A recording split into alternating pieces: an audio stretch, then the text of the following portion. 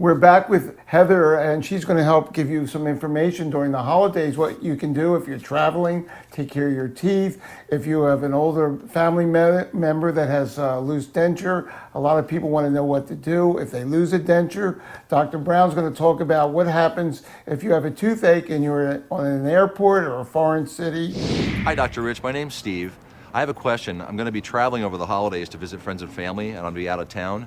What do I do in the event of a dental emergency when I'm traveling like that? So, Dr. Brown, someone's on a plane, they get off the plane, they have a toothache. What do? They're in LA, they're in Denver, they're in Miami. What do you think they can do to get a dentist to treat their problem? Well, most dental societies are listed in the phone book, also on the internet, and they have a listing of dentists who will see emergency patients. Many hospitals have dentists on staff, and they also have people that are on call. There are dental schools in a lot of the major cities, Temple being one of them in Philadelphia. You could call the dental school and they have emergency services available as well. If you're only going to be in an area for an hour or two, you could go to the local CVS or Walgreens pharmacy, and they do have things that you can put in teeth that will take care of the pain. But you're always better off to try to get a professional to take a look and help you. Hi, Dr. Rich. Just recently, as I've been brushing my teeth, and sometimes even when I floss, I've been noticing my gum has been bleeding. Is that normal, or is that something I should be concerned about?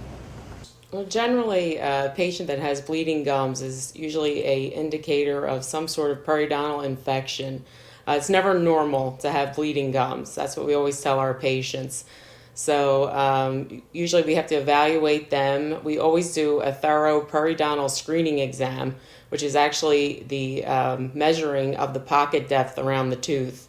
That's done at every visit. If we have an instrument that has little marks on it and they measure millimeters, and we want to make sure we're in what would be considered the normal depth of a pocket around the tooth. It's normal to have a pocket around the tooth. That's how a tooth is supported, but when the pocket around the tooth is deeper, there could be swelling or loss of bone, or what we say professionally, a loss of attachment, and then we start to see the results of infection, which is bleeding or swelling gums.